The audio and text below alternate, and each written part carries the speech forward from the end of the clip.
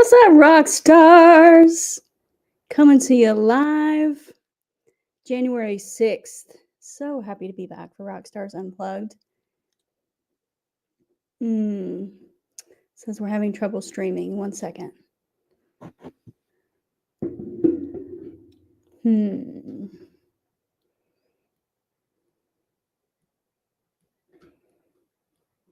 Let's see if this works.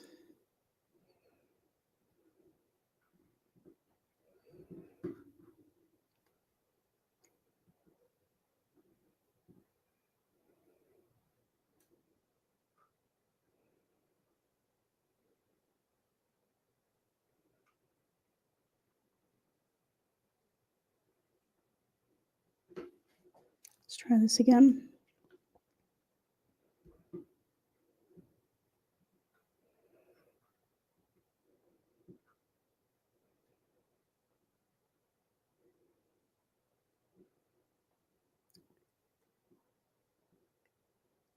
Says it's not.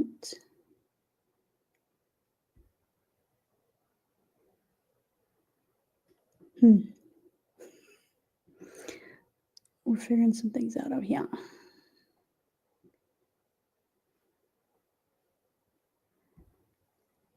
Well, it says I'm live on YouTube, so hello, YouTube. I'm trying to get this going on Facebook. 1 second. Maybe what I can do is go to the Rockstar page and share it to the group.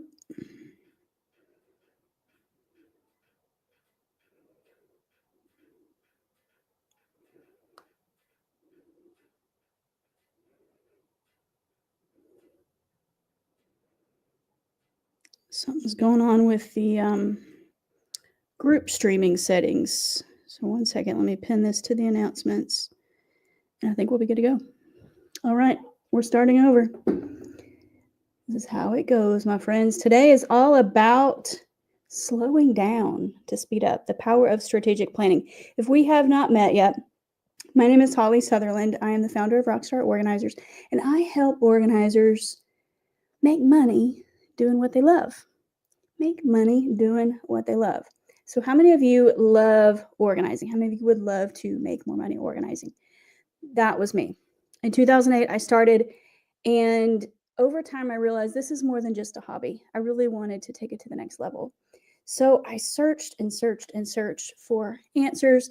And over time, I have created what I wish I had 18 years ago, however many years ago that was. And I've built this incredible community of organizers who want the same thing. They want to be able to not just be a side hustle organizer, they want to take their business seriously and they want to make money, but they want to have the flexibility to be there for their families and be there for their kids and be able to have some extra money too to say yes to their kids when they want to. So if that sounds like you are in the right place. And today is going to be all about one of the most important things you can do as a business owner, and that is strategic planning. The power of strategic planning. So I shared in my email earlier today that 5 years ago, I got certified as this director of operations. And the process that they took us through was called strategic mapping. Now, that's a registered trademarked term by Natalie Gingrich, and it revolutionized the way that I saw my business because Quick Start Me loves to have ideas and do them, preferably in the same second. I'm a very quick action taker. However, over time, this Eileen, hello. I saw your post about leaving your job and now you're like a full-time organizer. I'm so excited for you. Congratulations. So over time, this whole have idea and do them in the same second can cause a few problems in your business, if you could imagine. Changing your mind, doing different things, not finishing what you start, having a different idea, and going off on that bunny trail and then realizing, oh yeah, I started this thing over here. So this is part of what the power of strategic planning can help prevent. Because when you're distracted and you're going on your different whims, what you're really doing is killing your profits. Because you start something and you don't see it all the way through to make money from it, or you tell yourself some story that something else is a better idea. And so it's kind of this flip-flop. If you can relate to this, just type flip-flop in the chat. Am I talking to you? Do you do this as well? This was me for a long time. It still can be sometimes. But I've come up with what works for organizers, and that is a strategic planning process that helps you to focus on the things that actually make you money in your business. And all the extra stuff is kind of nice too. So what I want to talk to you about today is how to really leverage a plan and a planning process so that you can make the most of the business that you got into because you wanted to make money. Now, sometimes you get about 2 years in business and you start realizing, am I making any money doing this? You might even have a conversation with your husband on the books, or you already had one. And he's like, hey, you brought home $1,700 total last year after expenses. Is that really worth all the money and time? Really all the time, because he wants you with him, like with the family. Is that worth all the time that you're putting into it? That's the question people come to me with. And so one of the solutions that I'm going to share with you today to fix that is to come in with a clear plan. Flip-flop! We got some flip-flops. Yes, it is self-sabotaging for sure. And I have a lot of personal experiences with why that is the case. But yeah, y'all are in good company here with the flip-flops. So here's what I want to ask you first before we get into the juice. Okay, how do you feel when you have a solid plan? How do you feel? Type in the chat. Oh yeah, Chelsea says flip-flop too. Y'all are funny. What's up, Chelsea?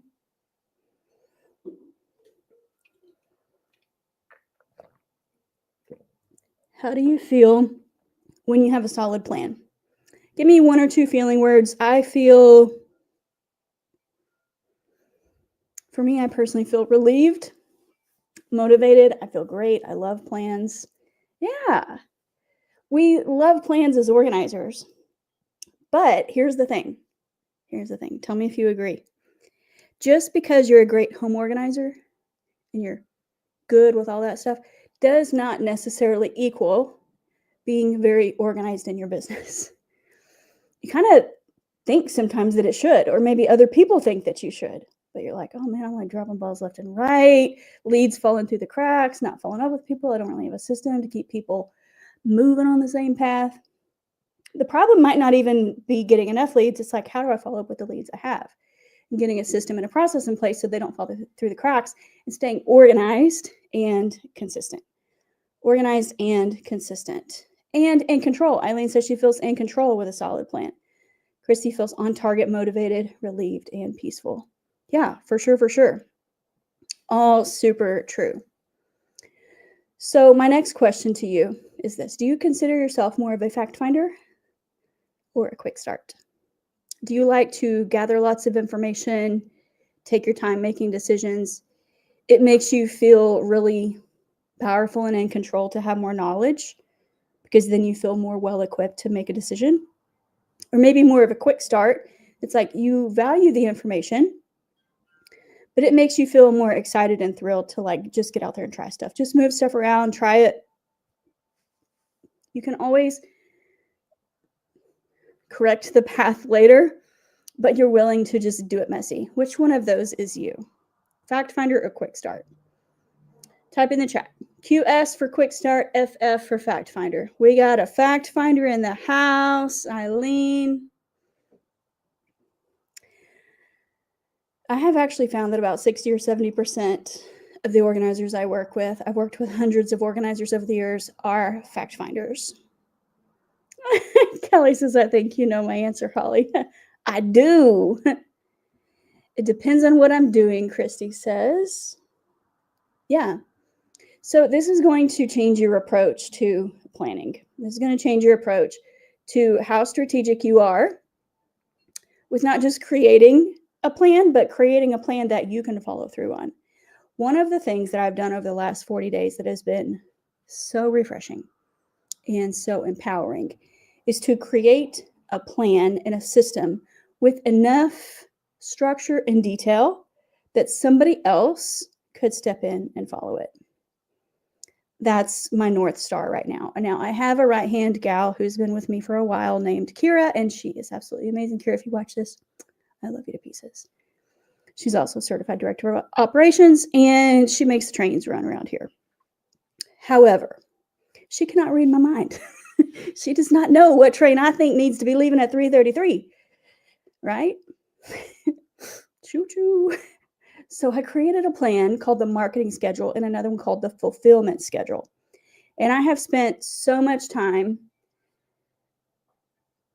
recognizing how, this might be powerful language, but this is the word I am coming up with, how I have traumatized myself in the past. We often think of trauma as from other people.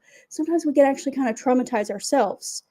And I don't mean that in like a funny way, like, oh, I'm making light of this, but it can be so true that we get off on this path, we do this thing, and then the thing doesn't happen that we wanted to see, and it just kind of shuts us down. And we're like, oh my gosh, like, what did I get myself into, right? I just feel like I've self-inflicted a wound on myself because of doing this whole thing and losing sight of what I was actually really, truly setting out to do and getting kind of distracted, right? So I'm like, okay, what is going to be a solution for this? And I'm always coming up with organized solutions. But something different that I've done lately is I'm like, how can I come up with an organized solution that somebody else can follow? Not just what works for my brain, but something that works for other people. And even if something happened to Kira, let's say she got sick or she was going to take a couple weeks off or something, that the system could still be visible and run without it being dependent upon one person. That's how you truly know that you have a real strategic plan and process in place, is that something has the ability to happen without you and without any particular person, but it can happen. But before you can even get to the nitty gritty, which sometimes we jump to the nitty gritty, I'm going to do this, this, and this, and this. Before you even know what buttons need to be pushed, okay, push this button, go to that spreadsheet. It really starts with like backing up. Okay, bird's eye view. So I'll tell you a little story. On Thanksgiving of this year, I did not go home to Texas. I was like, I just need to like chill. I live in South Carolina. My family lives in Texas. I'm like, I just need to totally just relax. And I woke up Thanksgiving morning not even planning to do this. But what I did was spend the entire day and the entire next day on Black Friday with this book right here. Q1 Business Plans. Now, this is what we could call quarterly planning. It's what we could call a fact map. It's what we could call a lot of things. But I thought to myself, if I want different results, it's going to start with a different approach, right? And things were great. Like, I had the best year I've ever had. And there were still some things that I'm like, I do not want to repeat that. I do not want that to happen again. I want to feel a lot more peaceful. I don't want my brain to break like it did several times this last year. And maybe you feel the same. You're like, okay, I had a great year, maybe even the best, but oh my goodness, the brain cramp is real. You're like, okay, let me back it up and map out the key things of what I actually want. So, you know, something different that I did that I've never done before. I actually started, and this comes with tip 1 that I'm going to give 3 tips today. 3 tips. There's a YouTube thumbnail. You know how they do those funny faces? 3 tips. I feel like a gangsta. Okay, so I did something different that I've ever done before. I actually started by mapping out my days off. It's so tempting sometimes to just fill in the cracks with clients and to let somebody else kind of take over your me time. And then what happens 2 or 3 months later after you've done that a few times, you're like, oh my gosh, I'm feeling burnt out. But I mapped out my days off first. I'm like, okay, if that's what I want is to feel more peaceful, I'm changing my day off from Wednesday, which is what it's always been, to Friday. And I'm going to map out what weeks I want to take off. Based on, I typically go home for Mother's Day to Texas. I typically do a live event in May. first weekend of May. And so I like to take the week after that off. Just my own rhythms, right? You probably have your own rhythms that are like, you just know yourself. So mapping out the days off first, mapping out the weeks off first. You're a business owner. You get to decide. You get to decide what works for you and what you want to do. So I started with that. I started with the end in mind. If that's how I want to feel, is more peaceful and relaxed, I'm going to start with that. Then I actually filled it in with sales related activities. So as a business owner, one of the first things to let go of whenever we get busy is sales. You're like, yeah, you're in business, you make money. But actually, we're talking about this in the member call earlier today. I have a member call on Mondays where we plan our weeks together. And we go through this process of helping them plan what they're focusing on for the week. And I said, and here's an example of what not to do. Make your goal for the week. Tweak my website. And then tweak it some more. And then tweak it some more. And then tweak it some more. And then tweak. We'll tweak my website. Because you could be tweaking for 6 months. And that's a place that organizers can tend to hide, is in the tweaking of the operations. It's like we nerd out over those things. But then I gave an example of what to do, and that is to focus on the sales related activities. What are the things that are actually driving the money and the profit in your business? And how can you plan ahead of time to make sure that that time doesn't get crowded out by clients, by distractions, and other things like that? Is that relatable to you? Type yes if that is relatable to you. That sometimes client stuff crowds out your calendar even when you've set the time off. It happens. Just type yes if that's you. So really, what I encourage you to do, number one, is to create your ideal schedule. Create it, whether you want to do the week, the month, whatever you want to do, before filling in the calendar with clients. This is the power of a strategic plan right here, is you're like, this is what I want. And this is how I'm going to help other people. It in that order, right? The queen eats first. Yeah, we got some yeses in the chat. So include the me time, the family time, and the time to work both in the business and on the business. These are two different things.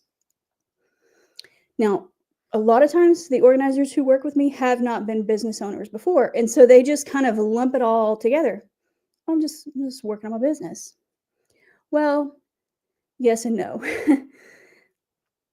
Yes, that you are putting energy and effort towards this passion and this goal that is hopefully profitable, where you make more money than you spend. And not 100% of the time, everybody knows this, that you are working on the business is actually making money. Maybe when you're working with clients, you're making money, but you did some actions behind the scenes, potentially 3 months ago, that got you the client now that's making you money. And it usually does take, I like to say, like 2 to 4 months. So don't give up. Don't grow weary. We have a challenge coming up in March where I talk about this, called the Get Clients On Demand Challenge, last week of March. Well, maybe it's the third week of March. And I talk about seed, time, and harvest. You plant the seed gets watered, and then it harvests and it grows. That does not all happen in the same day. And this is where a lot of organizers get off track, is they think the seed and the harvest happens quickly. You make a post on social media, you're on the phone with somebody, excuse me, 10 minutes later, and they're buying you money. It doesn't typically happen like that. Now, it can. But the work in the business happens after you do the work on the business. What do I mean by working on the business? I mean things like your sales and marketing time. We call it SAM time, sales and marketing. And I have entire trainings and modules on how to do this inside the program. This is how people who work with me get results, potentially 10K months, working just 2 days a week with clients, because they're very clear. This is what I'm doing at my SAM time. These are the days that I'm working. And it's very possible. And it happens quite often on the regular. However, when you don't have a plan for how to spend your sales and marketing time, you don't have a plan for how to spend your CEO day, and you don't have a plan, you just have a play. You might catch that reference. I'll just leave that right there. You just have a plan. If you just have a plan, then what happens is you let yourself get distracted. You open up your computer to do one thing. All of a sudden, you're checking your email. All of a sudden, that email reminds you to go like pick up something in your house on the other side. All of a sudden, you're on the other side of your house picking that thing up, and you're like, "Oh, my laundry just got dry." So you're pulling the laundry out, and you take it to the guest bed, and you're like laying it out. Oh, I'll watch that. I'll not watch that. Yes, I will watch my laundry later. Yeah, this is typically how the squirrel brain works. I will fold that later. And then all of a sudden you've done like 17 things around the house. You're like, wait, what was I about to do? Oh, I was about to do some sales and marketing time when I got distracted by 17 other things. Okay, this is the plight of a quick start, because we get that thrill of that energy. That's like, I want to go just like move fast. But I got to ask you a question. Let me ask you this. If you're a quick start, I have a question. What thrill do you get out of going fast, going from thing to thing, from multitasking and flying by the seat of your pants? If you're honest, what thrill do you get out of that? Because there's some thrill, or else you wouldn't keep doing it. Even though it catches up with you later, you're like, why can't I just slow down? Why can't I just slow down? There's some kind of like odd thrill that you get, right? So what is that for you? And how does it make you feel in the moment when you're doing that? That's probably the reason you're doing it. It probably makes you feel productive. It probably makes you feel excited, maybe even powerful, maybe even in control. Maybe those like type A feelings. Like, I got this. And then all of a sudden you're like the next day, your eyes just are so tired from staring at the computer. You're like, what was I thinking? Yeah, productive and accomplished. These are great words, Chelsea. Yeah, have you ever asked yourself, what was I thinking? So I want to encourage you to back up for a little bit. Didn't have to be 40 days. I backed up for 40 days. We have not had live streams. I've gone live and talked to you, but we haven't had official live streams in a couple months. I've just been really reconsidering some things and slowing down, which is why I wanted to talk to you about this, because I'm like, if I'm feeling this, they're feeling this, because we're just connected that way, right? I encourage you to slow down and ask yourself this: why would I even want to create a plan to stick to? Okay. In my email and in my post, excuse me, as soon as I start talking, I start coughing. In my post, I said, I didn't create a plan so I could micromanage myself. Sometimes we like resist a schedule even though we create it. Anybody else? I believe that's because we create it too tight. And we create a schedule that we know is not realistic. And we try to do it all by ourselves instead of creating something for other people to be able to step in and support us.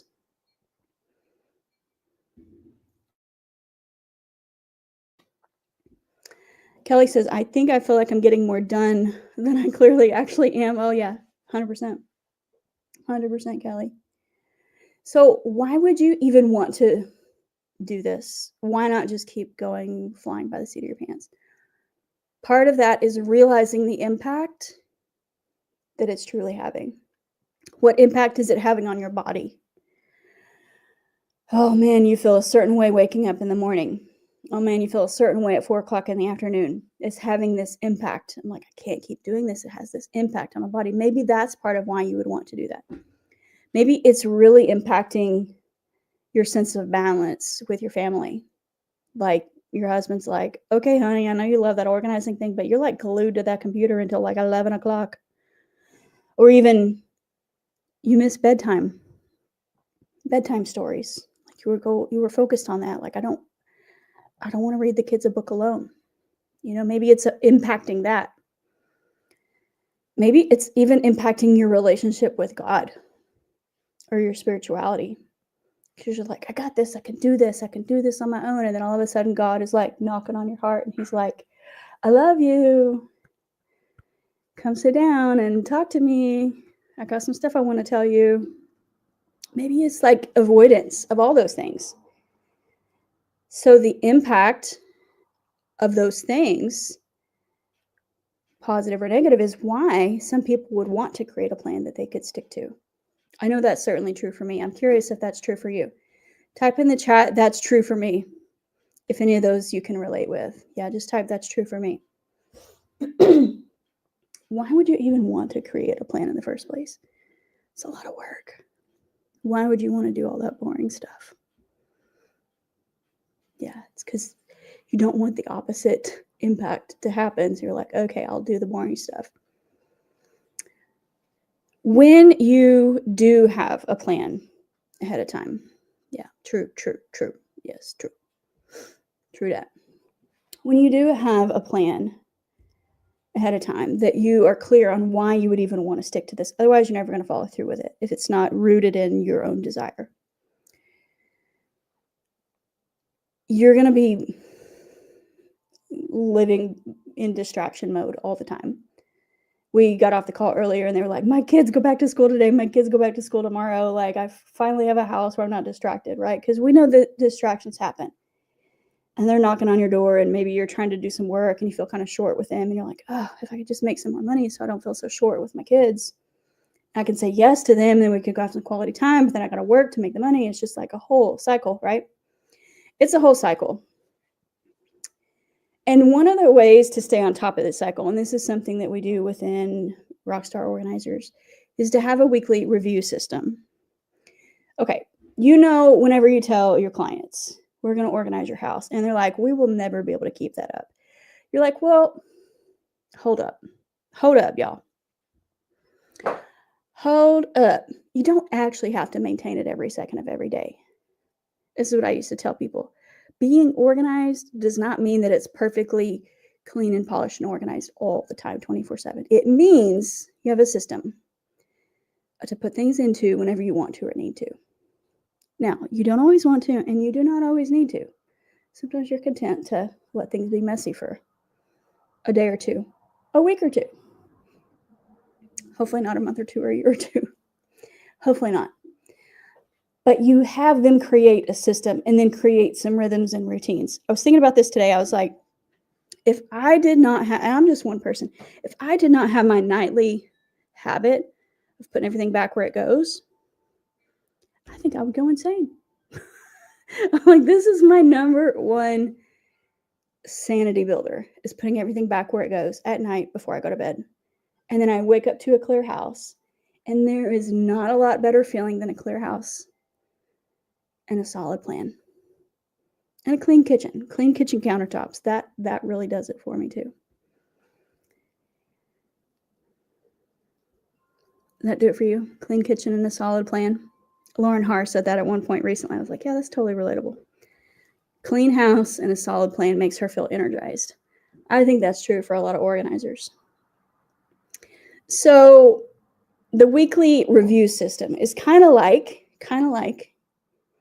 just feel me out here. Hear me out.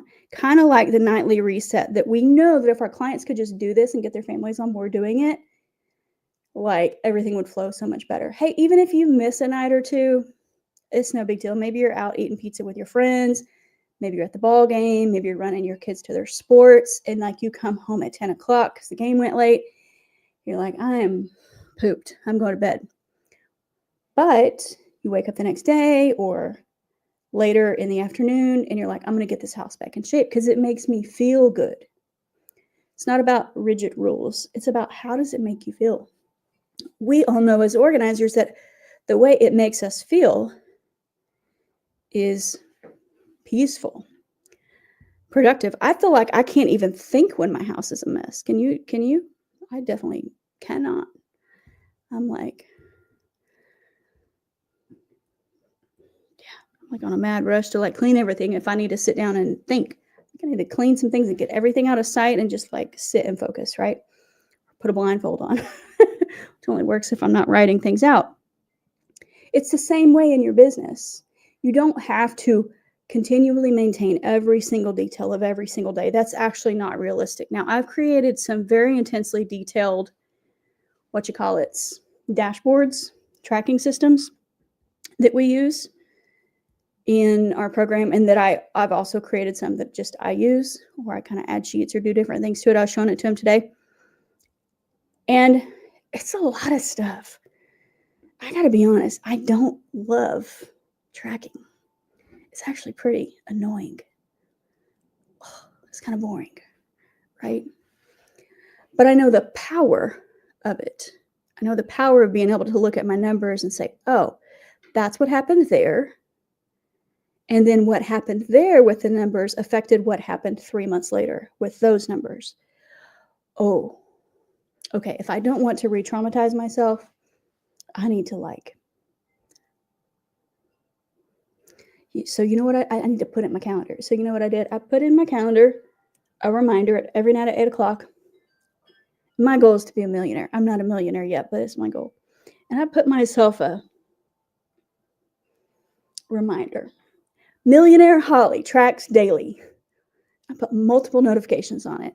And I linked my dashboards and my stuff inside the Google Calendar to help me click right to it.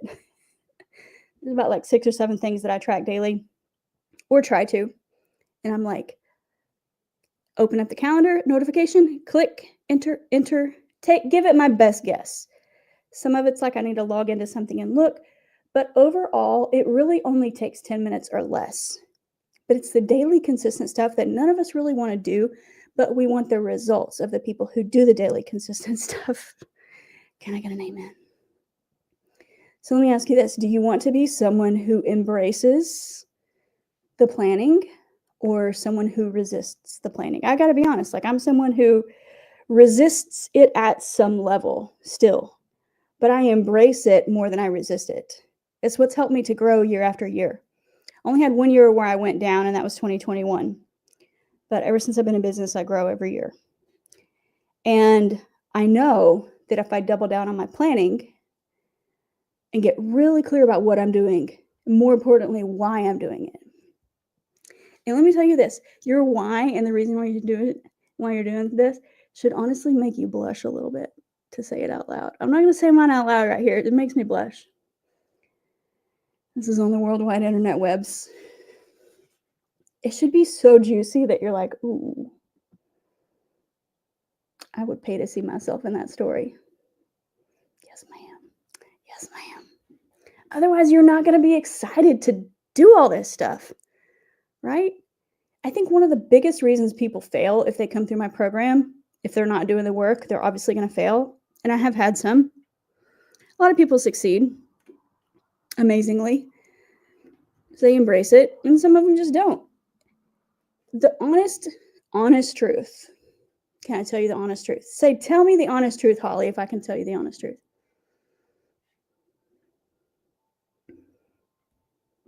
Tell me the honest truth, Holly. Tell me. Tell me if you want me to tell you the honest truth. Otherwise, I'll just keep to myself. Make you wonder what I'm thinking.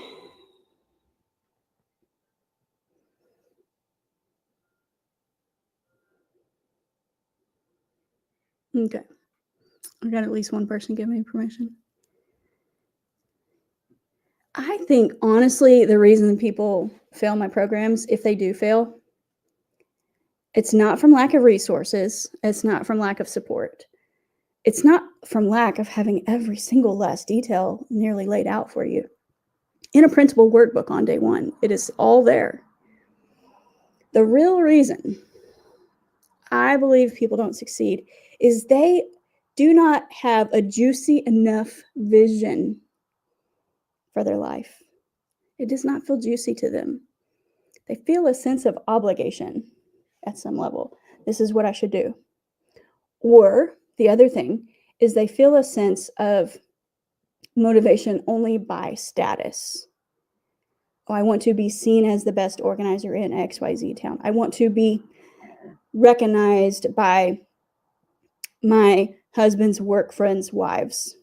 I want to be validated. And so it's this drivenness by an external locus of control. Well, guess what happens when you're driven by that external, I think that's the word, locus of control, locus. You're driven by something external like validation or something like that. What ends up happening is you're not connected enough with your juicy vision to actually make you want to do all the boring stuff that's just simply required to run a business.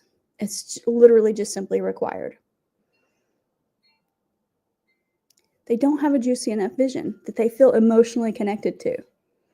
They kind of lie to themselves about what they want. They don't actually want that. They just say that they want that. And even the ones who are really motivated by status, that's great. Like, I want to be the best at what I do too. And I know I'm in a category of one. I don't compete with other people. I don't see other people and think, oh, I'm so scared about the competition. I'm like, they are not me. The right people are going to find me. The right people are going to resonate with me, and the wrong people will be repelled and want to block me quickly on Facebook. And I'll be like, praise the Lord, bye. I love you. Peace out. We do not have to be friends with everybody, and everybody does not have to like us. And I get it. It's kind of tough sometimes if you're a recovering people pleaser, where you're like, oh man, like I wanted to be friends with everybody. Well, guess what? Everybody don't want to be friends with you either. And good marketing is like a magnet. Guess what? A magnet has two sides. It attracts and it repels. Some people are going to be like, oh, bring it on. And some people will be like, oh, stay away. And that is good, because you are not a good marketer if you don't have some sense of magnetism, which will both attract the right people and repel the wrong people. Okay. She says, that's right. Spill. Oh, yes. Oh, yes. Okay. We got a few minutes left here, and then I've got somebody come into my house. Can I tell y'all a little secret? My biggest fear came true. I found a mouse in my house. I'm like the cleanest person ever. And there was I could hear it even with my headphones out here on my porch. I had my AirPods in, and I heard something scurrying. And I went into my kitchen. It gives me the heebie-jeebies. And there's a little bitty tiny field mouse, because I live out in the country. I don't know what hole it got in through. But I'm like spraying everything. I'm like calling up people. I'm like, yo, come plug whatever holes this thing got in through. So he's coming at 4:15, which is like 7 more minutes. And my worst fear is having a mouse in the house, but it happened. So I'm like, now I can survive anything. I guess that's just part of country living. But I am not a fan. Clearly. Okay, clearly. Okay, let me finish. Now that I've told you my secrets. Okay, so tip number 3 was having a weekly review system for staying on track. And here's what you want to do. Weekly review system. So you want to look at what happened, and you want to plan for what you want to happen. So wins and goals, okay? What happened? So what had happened was this thing went really well, and I feel really amazing about it, and I'm going to write it down. Now, what goals do you have? Well, what had happened was this thing didn't work, and it did not go well, and I want it to go better. So that's going to be my goal, right? So this is part of your weekly review system. Pro tip is to do this with other people, a community. It's very hard to be consistent with honestly assessing yourself. Even today, during one of the calls, I was like stepping on somebody's toes just a little bit. I asked permission, and I asked everybody else, I'm like, do y'all want me to coach you where it might even step on your toes a little bit, but it's going to help you in the long run to get what you want? They're all nodding their head. I'm like, you're in the right place, because I love you so much that I'm willing to tell you that you skipped a step. So go back and let's practice that again. Because here's what I've seen happen. When you're inside a community, things will come up. They always do. Instead of being ashamed and embarrassed that your stuff came up, what you can look at it as is, I have a safe place to learn. I have a safe place to fumble and even fail a little bit. Now, I'm not the softest person ever, whenever somebody just continually keeps getting in their own way. I'll be really honest with you. For the first 3 or 4 months, I'm really trying to be gentle. And then by about month 3 or 4 or 5, I'm like, honey, you're in your own way. What are we going to do about this? Right? And I will tell people how, or I will ask people how they might be getting in their own way. Because here's what I've seen happen so many times. We say we want one thing on this side. We're doing something that is not going to get us that result. When you have invested your time or money into something and you keep saying one thing and you keep doing another, it's like, is it loving to just continue to cosign on all your ideas that are not going to work. I don't believe it is. I just personally don't believe it is. I honestly like the truth. I actually love the truth. I love the truth. I'm learning how to speak the truth in love every day. And this honestly starts with learning to speak the truth in love to myself. And that's where it's going to start for you. When you do your weekly plan, when you do your weekly review, when you create your strategic plan, the number one question to ask yourself, other than like, what do I desire and what do I want to see happen, is like, is this true? Is this true for me? Or am I just kind of fabricating somebody else's expectation of me? Because when you do that, you're going to end up living for the validation of somebody else. You're not going to end up succeeding and being happy about it. You're going to be looking back 3 or 4 or 5 years later, be like, what happened? How did I get here? And you try to unravel and trace back the steps. Don't ask me how I know this. Okay? So I highly encourage you to do this with other people. You can work with us. I'm going to talk to you a little bit about how that can happen. But whether it's with us or somebody else, find people who you can be 100% yourself with. You can be 100% honest, and you can tell the truth about where you really are without hiding it or pretending like you have it all together when you maybe don't. Okay? So the next step is tomorrow. So we have a Money Making Organizer Masterclass. This is completely free, and this is where you can register right here. moneymakingorganizer.com. Okay? It's where you can register, and we're going to talk through the moves to make that are going to help you get fun money back in your life from your organizing business. That's what we all want. Like, we want to be able to do the fun stuff. We don't just want to have to pay the bills.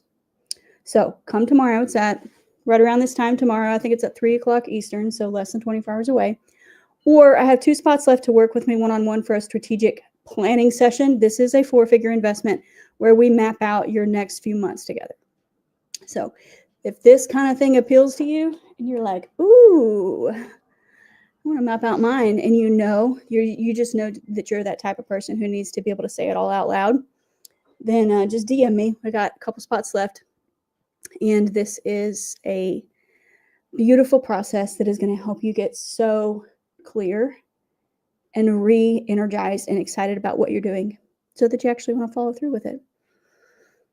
So join us tomorrow, the Money Making Organizer Masterclass. Would love to see you all there and interact with you. We've got a couple of these. Even if you can't come tomorrow, there is one next Tuesday as well on the 14th, January 7th and January 14th. So that's where you sign up. And I hope that this has been helpful in some way to you. I would love for you to comment and say anything that has been a takeaway or stood out to you. And I will see you next week. And we are talking about finances, common financial mistakes. And I have a special gift for you next week for those who come. We'll talk about that then. Okay, I love you all so much. Wish me luck with my mouse escapade. Hopefully I won't see him again. I have only seen him once. I do not want to have to see him again to give him a name to know that that's who he is. But my neighbor did tell me that they had one a couple weeks ago too. I'm like, I think the mice just want to be warm too. The field mice, they just want to come in the house and be warm at this time of year. I do not want to make a home for him. I do not want to give him a sweater. I do not want to make him hot cocoa. I want him to go far, far, far away. Kelly says, work with Holly. You won't regret it. Oh, I love you, Kelly. You are welcome, Eileen. Congratulations on your big decision, and I'll see you all next week. Toodles.